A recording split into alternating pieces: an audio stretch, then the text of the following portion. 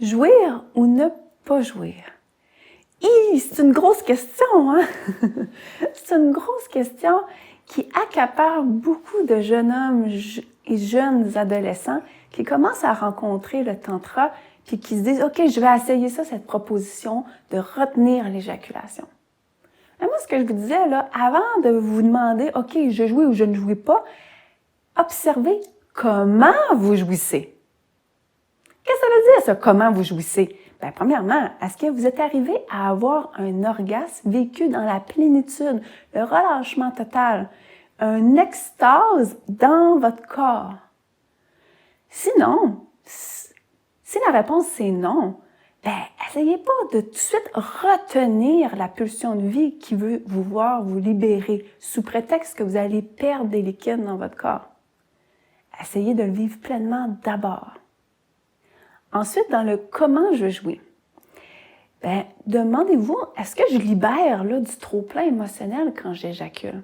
Ce qui veut dire que même si vous retenez votre éjaculation en termes de liquide, dans l'énergie, bien, ça éjacule tout le temps. Hein?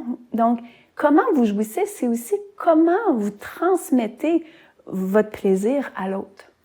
Si, supposons, vous avez eu une grosse journée émotionnellement prenante, vous avez vécu plein de charges de colère, puis vous allez pas bien, puis là, vous allez au lit, bien, que vous jouissiez ou pas, cette charge va se transmettre à votre partenaire.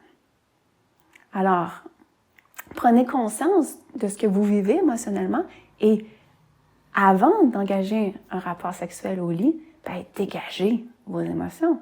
Ce qui fait que la jouissance, le transfert énergétique va être beaucoup plus enrichissant et pour vous et pour votre partenaire.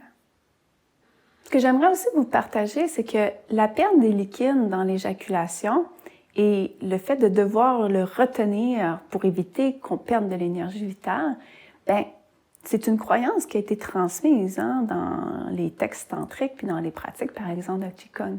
Mais vous voyez, j'ai dit le mot « une croyance ». Parce que dans mon parcours de vie, je me suis rendu compte que ben, je suis le maître de mon véhicule. Mais là, je sais que je suis une femme et je n'éjacule pas, mais si j'étais avec mon partenaire, ben, il est maître de son véhicule. Et parce qu'il en est maître, il a la possibilité, de par sa conscience, de régénérer ses liquides. Il y a une possibilité également de jouir sans avoir une perte d'énergie vitale. Et également, non seulement sans perte d'énergie vitale, mais avec un surplus d'énergie vitale qui va venir régénérer les liquides et même en produire davantage. Pour moi, la croyance de devoir retenir l'éjaculation crée beaucoup de stress dans les hommes qui pratiquent et surtout un contrôle. Hein, vous vous rappelez la première chose que je vous ai dit quand je vous ai dit comment on jouit? Avez-vous déjà pleinement savouré le moment? Bien, effectivement, si vous ne l'avez pas savouré et que vous êtes toujours dans le contrôle, bien, ça va créer des blocages à d'autres niveaux. Et bien entendu, ça va se répercuter dans votre relation. Alors, jouir ou ne pas jouir, éjaculer ou ne pas éjaculer, telle n'est pas la question. Redemandez-vous comment vous voulez le vivre et laissez-vous être inspiré à trouver les solutions pour vous épanouir.